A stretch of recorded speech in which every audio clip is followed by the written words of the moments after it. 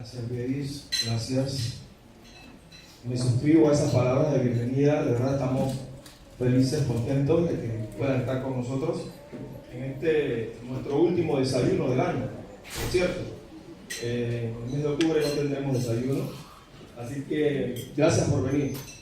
En el primer desayuno que hicimos, en el mes de julio, estábamos tocando el tema y después de la muerte, que mucha gente se pregunta, bueno, ¿qué es después de la muerte? Cada quien tiene su manera de ver el universo y sus cosas en qué creer, igual.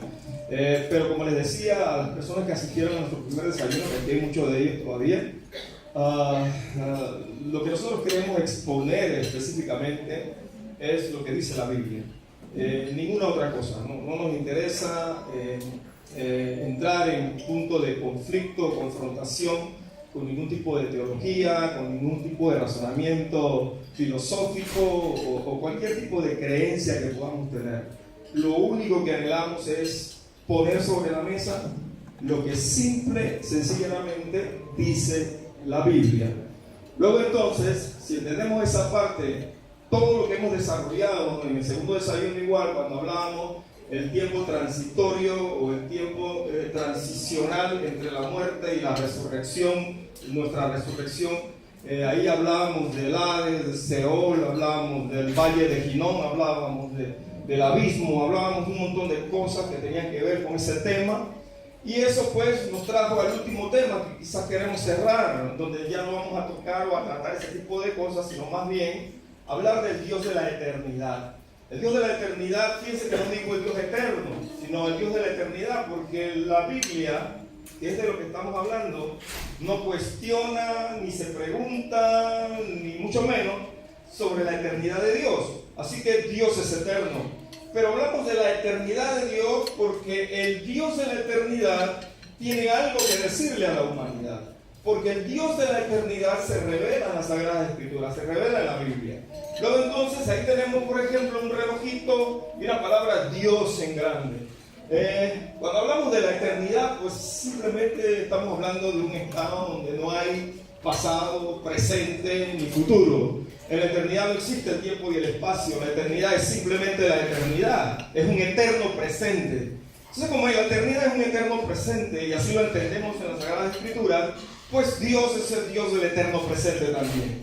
Así que en la eternidad, partiendo del mismo mero concepto en sí mismo, no hay pasado, presente y futuro. Ahora bien, cuando hablamos de la eternidad, hablamos de Dios. Inevitablemente la Biblia siempre toca el tema de Dios. Pero cuando hablamos de Dios, usualmente el cerebro nuestro entra en un estado. El cerebro nuestro entra en un estado que se llama saciedad semántica.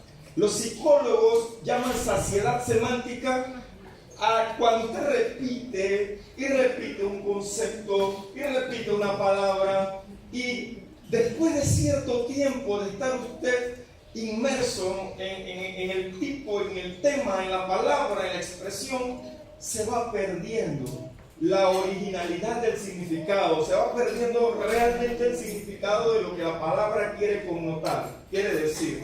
Luego entonces, como eso es verdad, el cerebro entra en un estado como de compensación. Y ese estado de compensación se llama reminiscencia, que es cuando el cerebro comienza a tratar como de recordar experiencias, hace memoria de las experiencias que vivió con respecto al tema o a la palabra que se esté utilizando. En ese sentido, por ejemplo, yo puse ahí un ejemplillo, Dios te bendiga, por ejemplo. Dios te bendiga, lo que significa Dios te bendiga.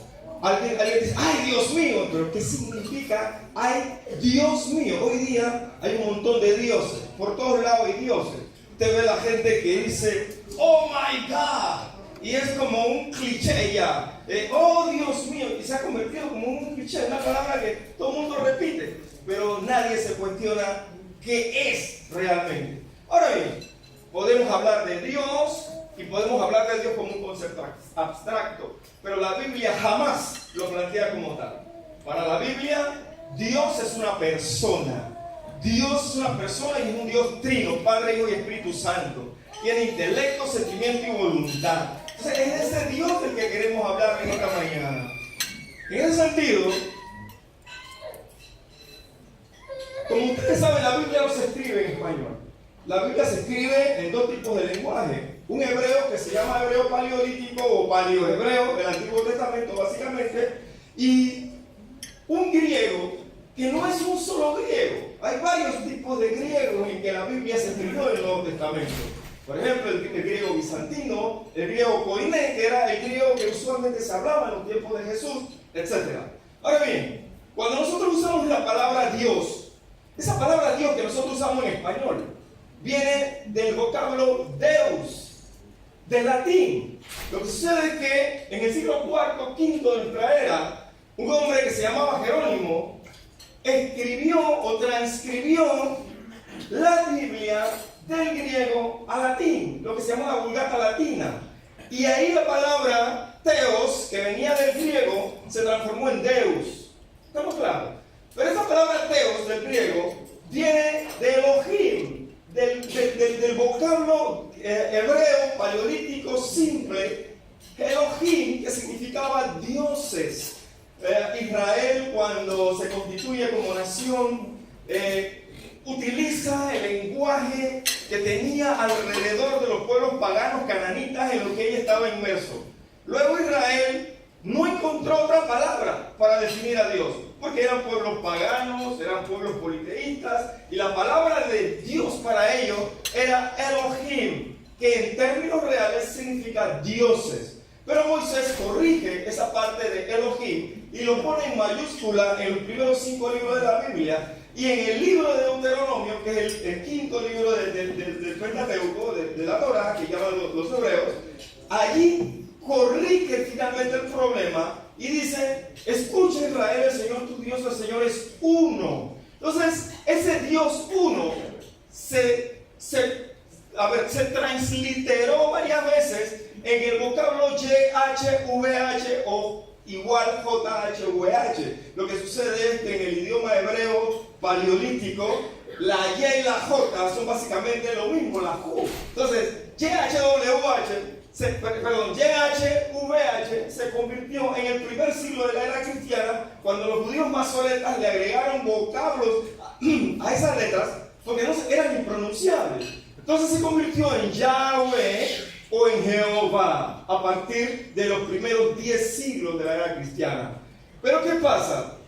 Moisés fue a Dios y le pregunta: ok, Dios, yo voy a ir a Faraón porque tú me mandas a ir a Faraón a decirte que deje ir a mi pueblo. Entonces, yo voy a ir a Faraón, pero ¿qué le voy a decir? ¿Quién me envía? Y la voz de Dios le dijo: Eyesh Hashem Eyeh. En la versión Reina Valera, Eyeh Hashem Eyeh significa el Dios de hoy. Yo soy el que soy. Pero en la traducción rabínica más antigua, ese Eyeh Hashem Eyeh significa el que era, el que es y el que será. En otras palabras, Dios le dijo a Moisés: dile a Faraón, el que era, que es y que será, te envía. Ok, eso lo ponemos así, simplemente para connotar la palabra Dios. No es tan simple como pareciera. La palabra Dios para nosotros tiene un significado y una raíz más profunda. Solamente le hice ver a usted de dónde viene esa raíz, cómo transmigró con los años y con los siglos hasta el día de hoy. Usted abre su Biblia y usted ve la palabra Dios. Ya sabe usted de dónde sale todo este asunto. Ahora bien, las personas cuando tratan con Dios necesitan responderse a ellos mismos, o nosotros cuando tratamos con Dios necesitamos respondernos a nosotros mismos una serie de preguntas que tienen que ver con Dios. O sea, yo a Dios no lo puedo tocar, a Dios no lo puedo ver, yo no lo escucho con una voz audible. Entonces ¿de qué Dios tú me hablas? Bueno, habían personas que también se hacían esa pregunta hace unos 2000 años atrás. Y es por eso que Mateo 16, del 1 al 3 dice: Vinieron los fariseos y los saduceos para tentarle y le pidieron que les mostrase una señal del cielo. O sea, ellos querían que Jesús hiciera un milagro en el cielo que fuera visible. Eso es lo que le estaban pidiendo a Jesús. Pero él les respondió, Jesús hablando, les dijo: cuando anochece decís, buen tiempo, porque el cielo tiene arreboles. Y por la mañana, hoy habrá tempestad, porque tiene arreboles el cielo nublado. Dice Jesús: hipócritas, que sabéis distinguir el aspecto del cielo, mas las señales de los tiempos no podéis. Jesús estaba haciendo énfasis en que nosotros podemos ver los arreboles, el tono rojizo de las nubes, podemos verlo, y cuando vemos el tono rojizo de las nubes en la tarde decimos: oye, es un buen día. Pero cuando ves esos mismos arreboles y el cielo nublado en la mañana, dice: oh, va a llover. Entonces Jesús dice: ustedes saben distinguir esas cosas, pero no saben distinguir los tiempos. Dios está empeñado en que nosotros podamos distinguir los tiempos. Si los tiempos no fueran importantes, si los tiempos pasaran porque pasan y no hay importancia en ello, jamás Dios hubiese hecho énfasis en que debíamos revisar y checar los tiempos. Ahora bien, ¿qué tiempos estamos hablando? Ok, cuando hablamos de tiempo, tenemos necesariamente que hablar de la palabra profecía. ¿Por qué profecía? Porque algunas personas, cuando digo algunas personas, estoy hablando en términos muy genéricos, muy generalizados, perdón. Algunas personas dicen: la Biblia está desfasada, ¿no? La Biblia, eso se quedó por allá enredado hace 2000 años cuando se comenzó a escribir el Nuevo Testamento, o qué sé yo, hace 3500 años cuando se comenzó a escribir el Antiguo Testamento. Entonces, no hay nada más equivocado, erróneo que eso. La Biblia es tan actual, lo que pasa es que no podemos leerla como lo que es. La Biblia es la palabra profunda de Dios, que sí tiene que ver con lo que pasó, con lo que pasa y con lo que pasará. Es decir, la Biblia tuvo noticias para la gente del pasado, que para ellos era su presente. Tiene noticias para nosotros hoy, para nuestro presente. La Biblia habla hoy. Y créanme que si la Biblia habló ayer y está hablando hoy, seguro que va a hablar mañana también. Es decir, que los diarios van a copiar lo que dice la Biblia. Lo que les digo esta mañana es que si estamos hablando de Dios y Dios nos está mirando, nos está diciendo: revisen los tiempos, es porque la profecía bíblica tiene lugar en los tiempos de Dios. Ahora no vamos a estudiar profecía, no vamos a hacer nada de eso. Solo vamos a mencionar, pero muy por encima, algunas cosas, algunos detalles, como para picarnos, ¿verdad? Y podamos venir a los desayunos del otro año, donde vamos a profundizar más en este tipo de conceptos proféticos. Ahora solamente nos vamos a contentar con decirles lo siguiente. El diccionario de la lengua española, de la Real Academia Española de la Lengua, dice que profecía es un don sobrenatural que consiste en conocer por inspiración divina las cosas distantes o futuras. Pero a la vez agrega una palabra que dice predicción. Y cuando define predicción dice anunciar por revelación, ciencia o conjetura algo que ha de suceder. Pareciera igual a lo que dice arriba, que es profecía. Sin embargo, la diferencia está en que la profecía es un don sobrenatural. En predicción no hay un don sobrenatural. Ahora, para la Biblia hay que ir más allá, hay que ir más profundamente. Porque si bien es cierto, es un don sobrenatural, tiene una característica particular que no tiene nada que se le llame profecía, por lo menos que yo conozca. Yo no sé si usted puede conocer eso. Lo que la Biblia dice es que la profecía desde el punto de vista divino siempre se cumple, sin excepción. Es más, tan es así que siempre se cumple, que hay varios textos en la Biblia donde habla de los falsos profetas, los que hablan en el nombre de Dios. Y Dios dice, fíjense en lo que ellos dicen, porque si no se cumple, no viene de Dios. Para empezar, si no se cumple, no viene de Dios. Hay otros atenuantes, pero si no se cumple, no viene de Dios. En ese sentido, el apóstol Pedro, en 2 de Pedro 1, 19 al 21, dice: tenemos la palabra profética más segura, a la cual hacéis bien en estar atentos como a una antorcha que alumbra en lugar oscuro, hasta que el día esclarezca y el lucero de la mañana salga en vuestros corazones.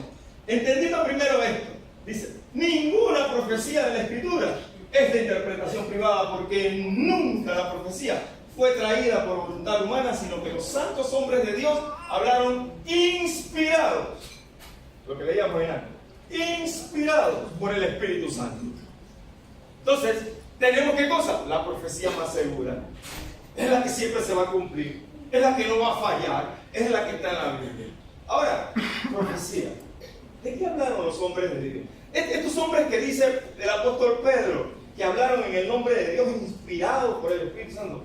¿Qué hablaron? Bueno, la Biblia está llena, créanme que hay un torrente de cosas que ellos hablaron, que pudiéramos estar aquí la eternidad entera hablando de eso.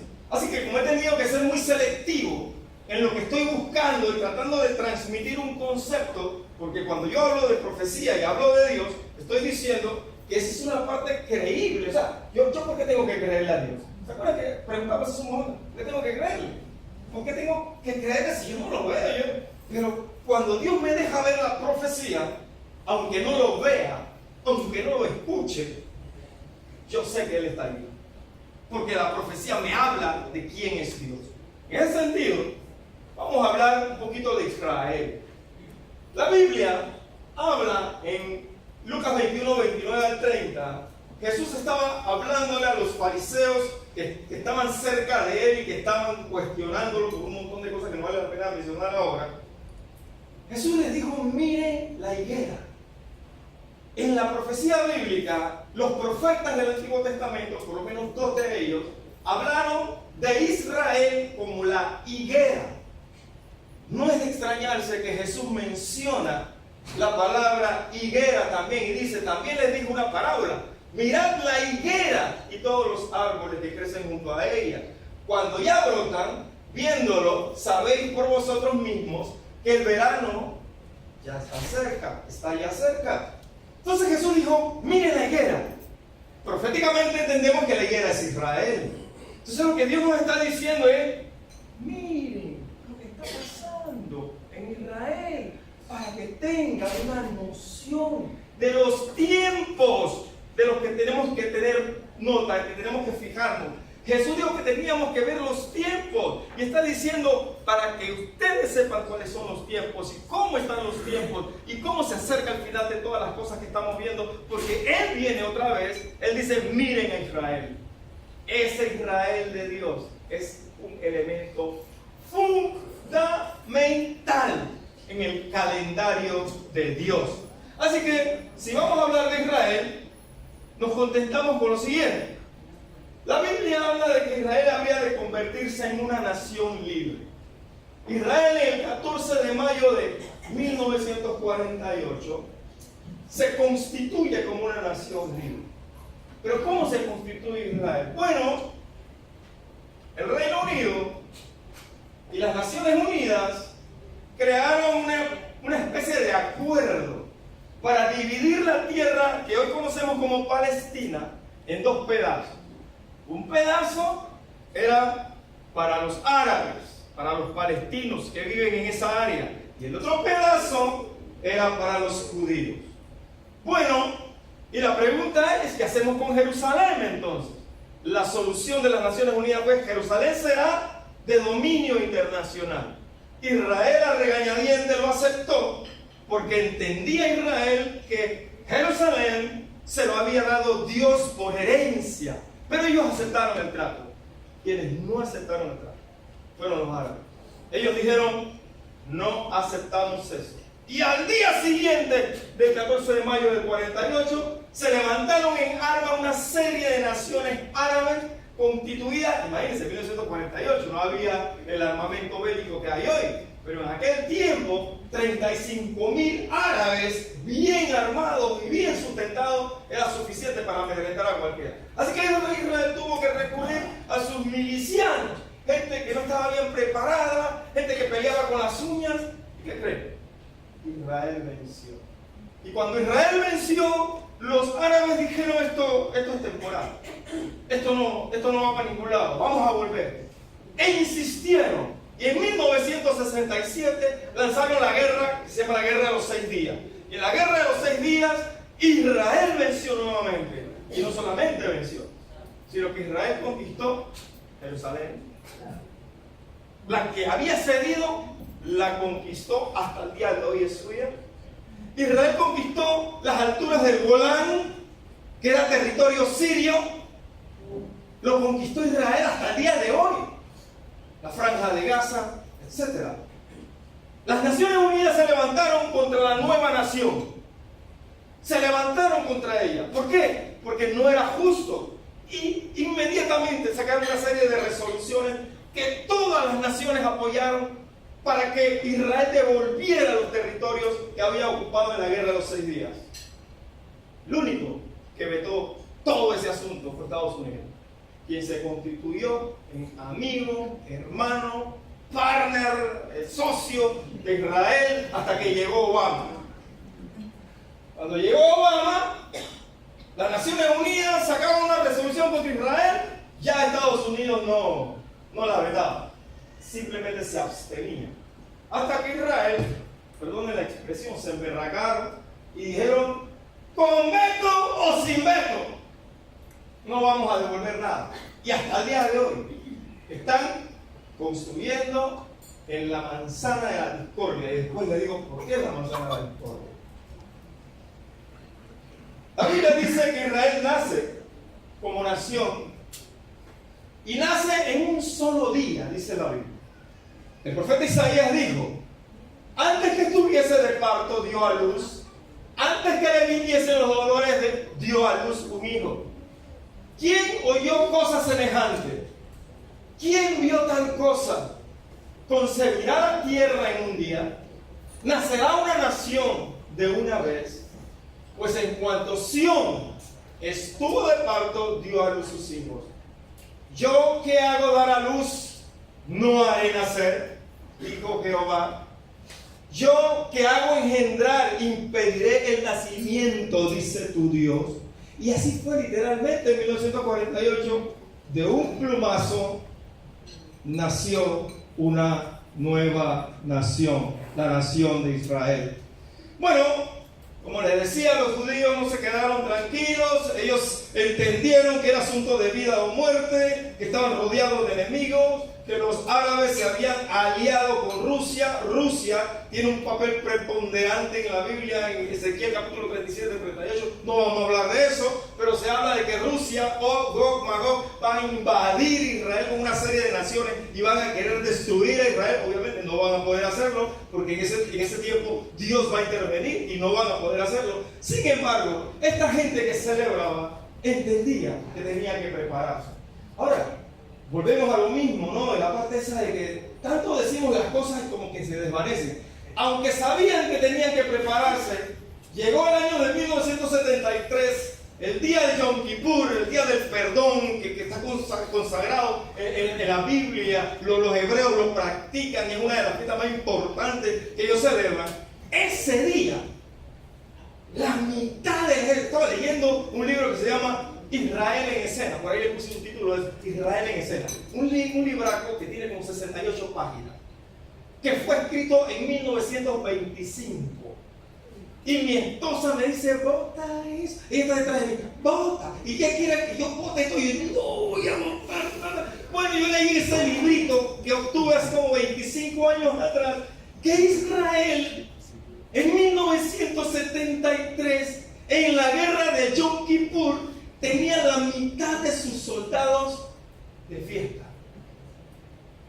Y Siria y Egipto vieron un momento determinante para atacar a Israel y borrarlo del mapa. Y se enfilaron a hacerlo. más de 200.000 soldados, sirios y egipcios. Anwar Sadat, por ahí tengo la foto de él, no se la voy a poner con un tipo bien feo, pero ya se murió de todos modos. Anwar Sadat y el papá de Bashar al-Assad, no me acuerdo, no recuerdo el nombre del tipo este, se unieron para destruir a Israel. ¿Y qué creen? Israel volvió a vencer. Entonces, llegamos al día de hoy y habiendo visto a Israel en el entorno en que está, voy a pasar esa. En el entorno en que está, la palabra de Dios hablaba de que Israel iba a volver a su territorio, iba a volver a su tierra amada, porque Dios dijo que se la había dado. Isaías, cuando habla de eso, habló 2700 años antes que sucediera. Así que cuando Israel entró en escena en el 48, los judíos que estaban en los 4 puntos cardinales de la tierra comenzaron a volver a Israel. Judíos blancos, judíos negros, judíos que hablaban X cantidad de idiomas, y se volvió un merecumbe la comunicación en Israel. ¿Por qué? Porque la mayoría de esos judíos que volvieron a Israel no hablaban hebreo. Así que se constituyó el hebreo como el idioma nacional de la misma sociedad hebrea, y de ahí en adelante, hasta el día de hoy, 2017, todo judío necesita pasar por un examen, una especie de estudio. Tienen que graduarse para conocer su idioma perfectamente. Nada de que hablarlo como lo hablamos los panameños. Hablar el idioma como es. Entonces, comenzaron a regresar de todas partes del mundo. También se habla de la prosperidad de Israel. Isaías 27:6 habla, dice: días vendrán cuando Jacob echará raíces y florecerá y echará renuevos Israel, y la faz del mundo llenará de fruto. Hoy por hoy, todo el mundo sabe, Israel es un país exportador, frutas, legumbres, flores. Imagínense, estaba viendo una estadística 2004, Israel exportó al mundo más de 30.000 millones de dólares en bienes y servicios. Y sus paisanos, sus amigos, porque han hecho las paces con Jordania, que está ahí mismo al lado, nada más logró exportar menos de 3.000 millones de dólares. ¿Hasta dónde se ha engrandecido esa nación? ¿Hasta dónde ha prosperado? Ahora, sorpresa, la Biblia habla de que Israel iba a tener un botín de guerra. Ezequiel 38, 12 al 13, básicamente el versículo 13 dice: Sabá y Dedán y los mercaderes de Tarsis y todos sus príncipes te dirán: ¿has venido a arrebatar despojos? ¿Has reunido tu multitud para tomar botín, para quitar plata y oro, para tomar ganados y posesiones, para tomar grandes despojos? Eso leído así y fuera de contexto no significa nada. Sin embargo, les tengo noticias. Israel anunció en el año de 2009 que iba a iniciar exploraciones petrolíferas en las costas del Mar Muerto, pero especialmente iban a empezar por los altos del Golán, la tierra que le quitaron a Siria. ¿Qué creen? En el año 2015 Israel sacó la noticia de que habían encontrado petróleo en las alturas del Golán, y dice Siria: eso es mío. Y dice Rusia: yo apoyo a Siria incondicionalmente. Saben que Rusia tiene intereses muy interesantes en Rusia.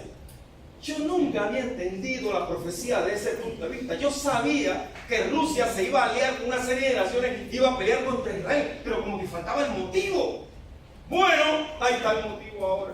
Ahora ya en este siglo XXI, en el año 2017, tienen el motivo para invadir y destruir a Israel. Es más, Israel encuentra, en el año 2012, encuentra las reservas gasíferas, las reservas de gas natural. Escuchen lo que estoy diciendo, investiguenlo, y se van a dar cuenta de cómo la Biblia se está cumpliendo delante de nuestros ojos.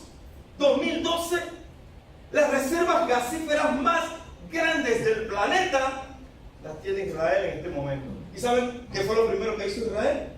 Firmaron un acuerdo con la UE, con la Unión Europea, para proveerle a partir, anote esta fecha, 2019, todo el gas que necesita la Unión Europea, que hoy le compra ¿a quién? A Rusia. A partir del 19 se lo va a vender ¿quién? Israel. Así que Vladimir Putin está feliz. Está feliz por eso. Entonces, esa tierra de la que hablaba Moisés en el Deuteronomio, esa tierra que fluye leche y miel, en la cual no comerás el pan con escasez, en la cual vas a extraer cobre, hierro de esos montes, riquezas abundantes vas a tener. Esa tierra que yo te daré, le dijo Dios a Israel. Bueno, cuando llegaron a las Naciones Unidas, muchos no pelearon por esa tierra. Un desierto medio estéril. Quédate con tu paquetón. Y nunca lo de los terrenos, los territorios ocupados había sido pero tan relevante como en este pleno siglo XXI, a partir del 2000 en adelante. Hay más de 470 resoluciones de la ONU. Las revisé. Tiene que ver lo que dice. Locura. A Israel no se le exhorta, se le mandata a devolver los territorios ocupados. Israel dijo, no me da la gana, sáquenme si pueden. Ahora Israel es una potencia nuclear, sáquenme si pueden. Ok, la Biblia cumpliéndose en nuestros tiempos, porque Dios dijo que le daría a Israel una tierra nueva. Bueno, seguimos avanzando y llegamos al profeta Daniel. Escuché a un rabino decir una vez, tanto alboroto por un par de textos, un par de versículos, dice el versiculario, son términos despectivos, un par de versículos ahí en Daniel. Bueno, es que ellos quieren mirar tampoco los versículos de Isaías. Entonces no me sorprende que digan eso de Daniel. Pero Daniel tuvo una experiencia con un ángel de Dios, que le estaba hablando y le estaba revelando las cosas que habían de suceder en los últimos tiempos. Ya vimos lo que dice la Biblia en los tiempos anteriores, en los tiempos pasados. Ya vimos lo que dice la Biblia con respecto a los tiempos actuales. Y nada más le he puesto nada más un par de naipes en la mesa. Ustedes no saben el mazo que tengo acá. Pero el punto es que ahora quiero descubrirle a ustedes lo que viene por delante. Y lo que viene por delante se le dijo Dios a Daniel a través de un ángel. Pero le dijo, no lo reveles, sella eso.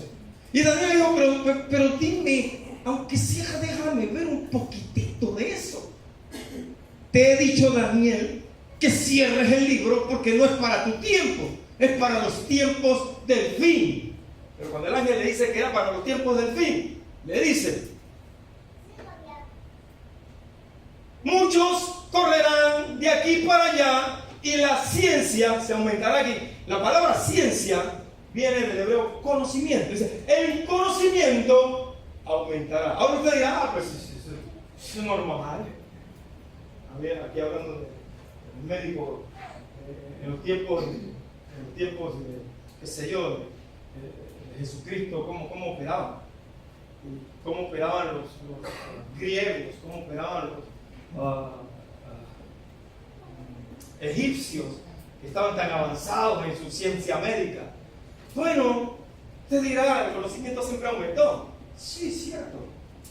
Pero hoy día, el conocimiento del que la Biblia habla está aumentando de manera ya no exponencial. Ya la palabra exponencial se quedó atrás.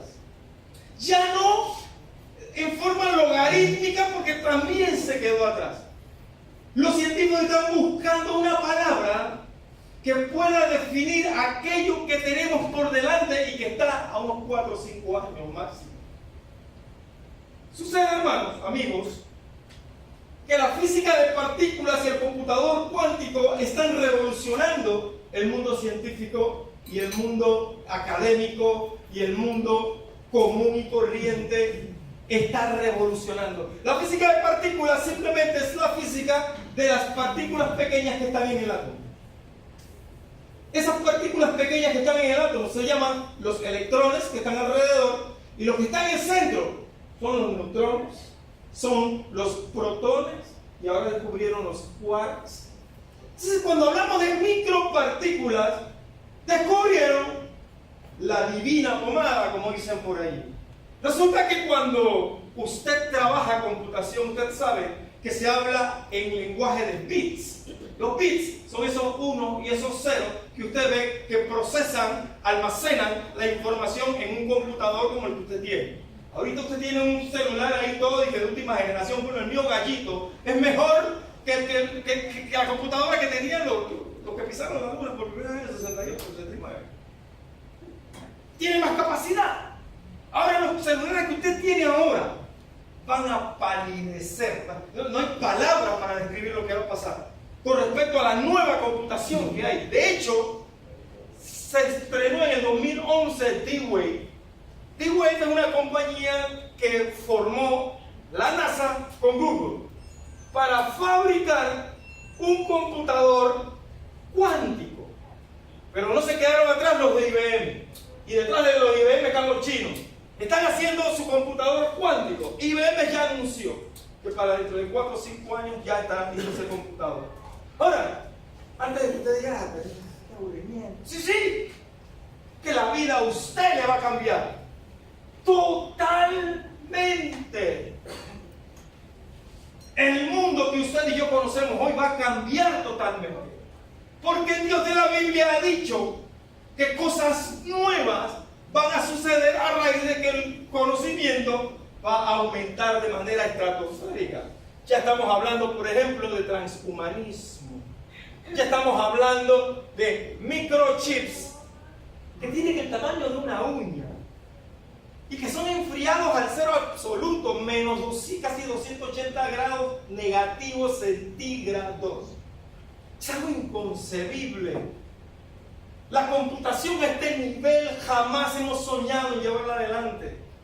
Entonces, usted va a ver dentro de unos años autos volando, cyborgs, gente que es mitad máquina, mitad humano. Van a ver con la inteligencia artificial, van a haber cambios enormes en la sabiduría del mundo.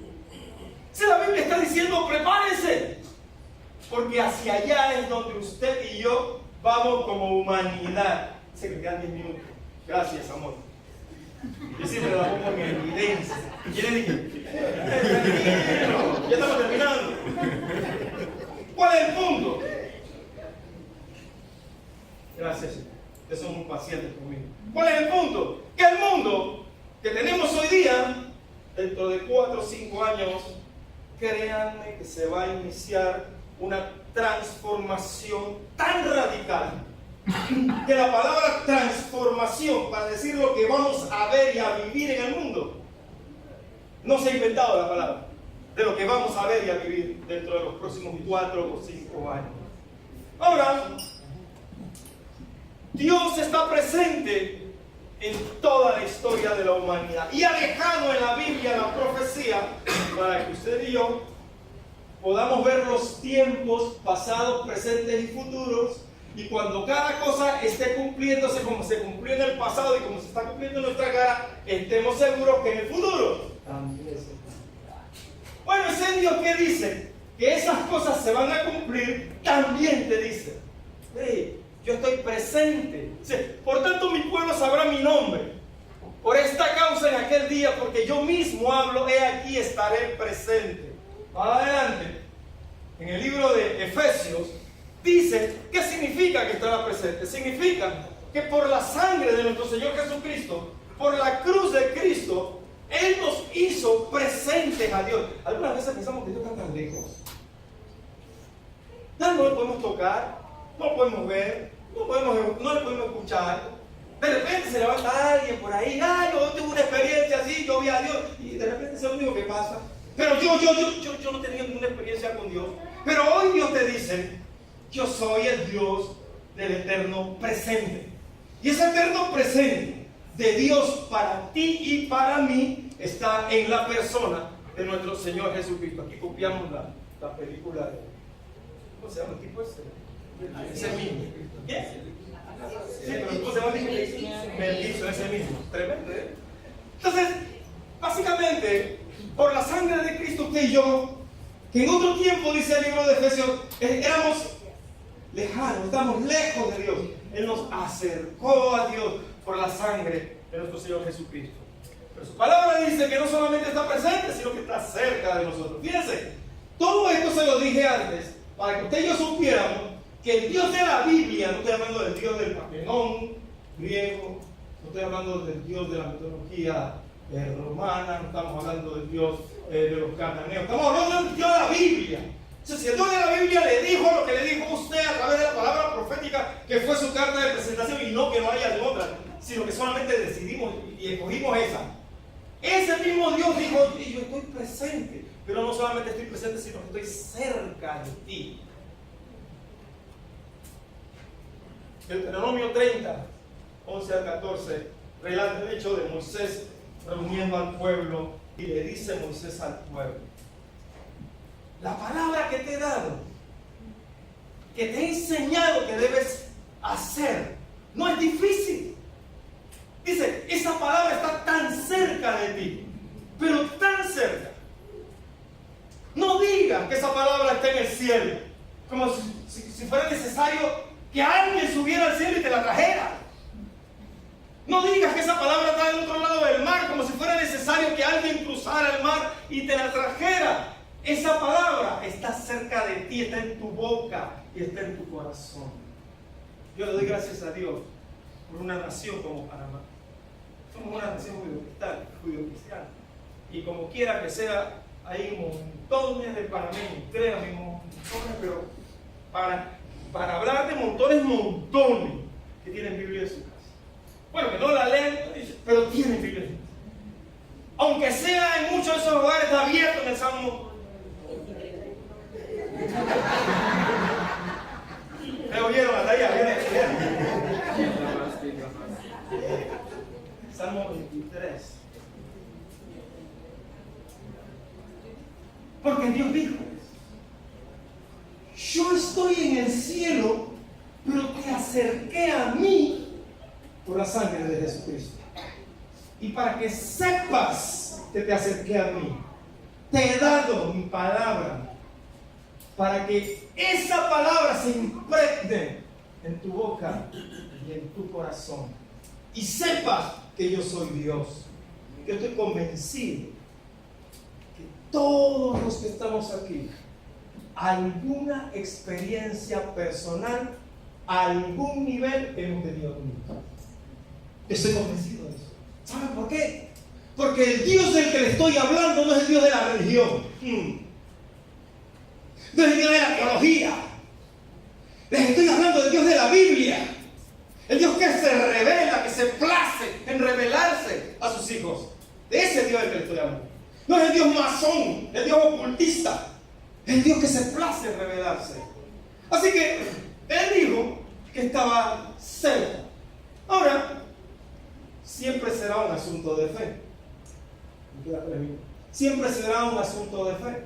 Siempre será un asunto de fe. La Biblia dice que sin fe no es posible agradar a Dios.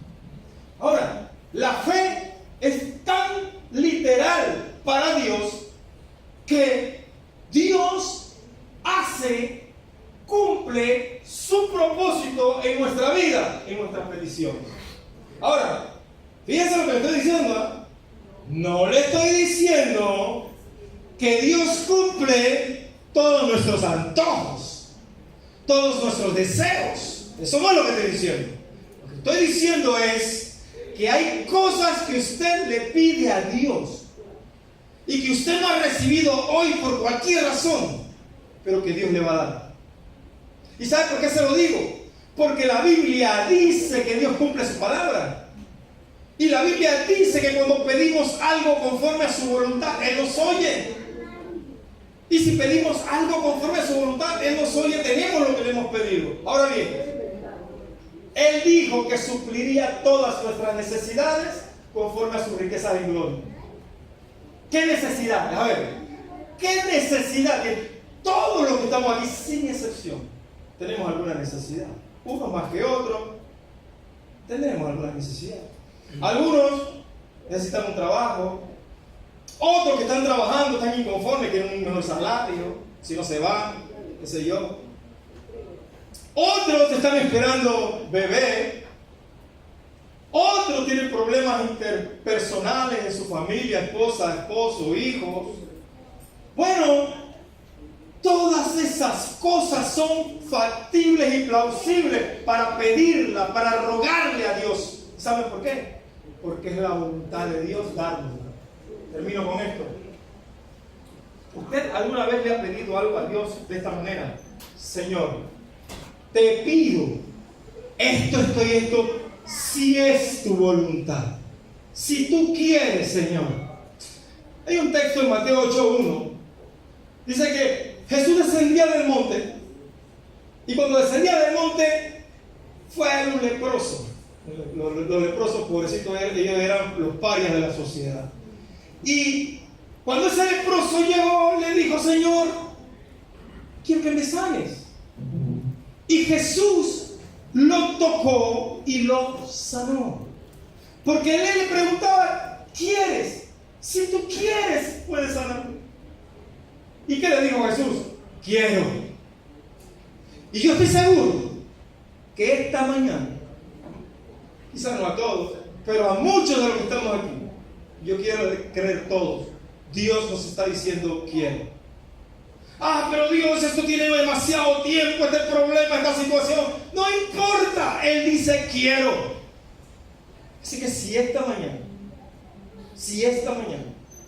tú crees que Dios quiere intervenir en tu vida, yo te voy a invitar que hagas dos cosas conmigo ahora. Y ya terminé, esposa mía. Ya terminé. Soy obediente yo. Yo era desobediente, pero ahora soy obediente. Les voy a pedir dos cosas que hagan conmigo. Hay personas aquí que una vez oraron pidiendo al Señor Jesucristo que entrara a su vida. Yo no les voy a pedir que hagan esa oración de nuevo conmigo, pero les voy a pedir a los que vinieron por primera vez a este lugar y que de alguna manera creen que Dios quiere intervenir en sus vidas. De cualquier manera. No le tengan miedo a Dios, si quiere lo mejor. Él es buen papá. Si usted es papá y sabe dar buenas cosas a sus hijos, dijo Jesús, ¿cuánto más tu papá celestial quiere darte buenas cosas?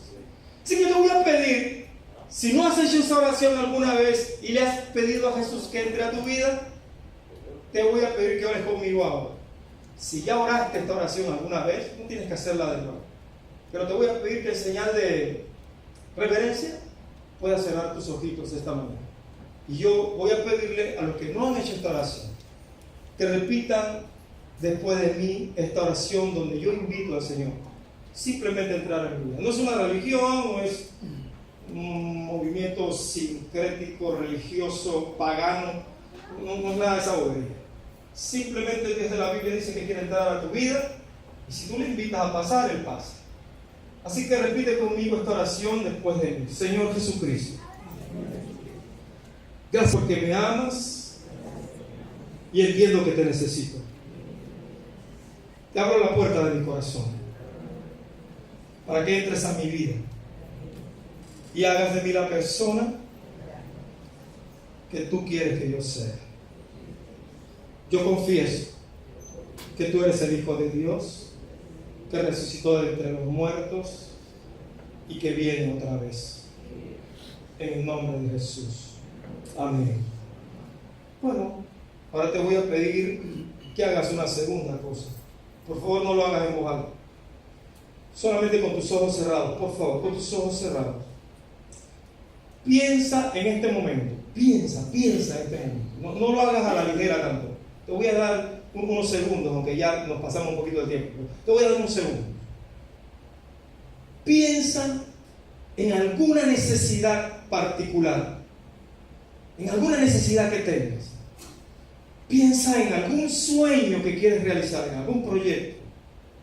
Piensa en algún hijo, en alguien que está cercano, que has visto caído y y como decimos en panameño, buen panameño, esta es desgracia. Y vamos a orar a Dios que nos conceda la petición de nuestro corazón. En el nombre de Jesús. Yo oro, Dios, en el nombre de Jesús, por mis hermanos y todos los que están aquí presentes. Tú conoces, Dios Santo, el corazón de los hombres. Para ti no hay nada que esté encubierto. Al contrario, Dios, delante de ti somos un libro abierto. Yo te ruego que de aquí a noviembre, Señor, por amor de tu nombre te lo suplico, Padre, intervengas en la vida de estas personas que hoy han puesto esa necesidad, esa situación personal, ese deseo, ese anhelo, ese proyecto, lo que sea que pusieron sobre tu mesa, para que tú les muestres que tú eres el Dios todopoderoso, el Dios de la profecía, el Dios de los tiempos, el Dios de la eternidad. Que ellos puedan también, Padre Santo, tener una experiencia personalísima contigo, en el nombre de Jesús. Amén. Bueno, cierro, y antes de irme les invito a que en el próximo desayuno, no vamos a tener desayuno en octubre, pero en noviembre vamos a preparar una fiesta de acción de gracias. Y están todos ustedes invitados. Todos los que tengan algo por qué agradecer a Dios son bienvenidos en esa fiesta. ¿Ok? Gracias por soportarme.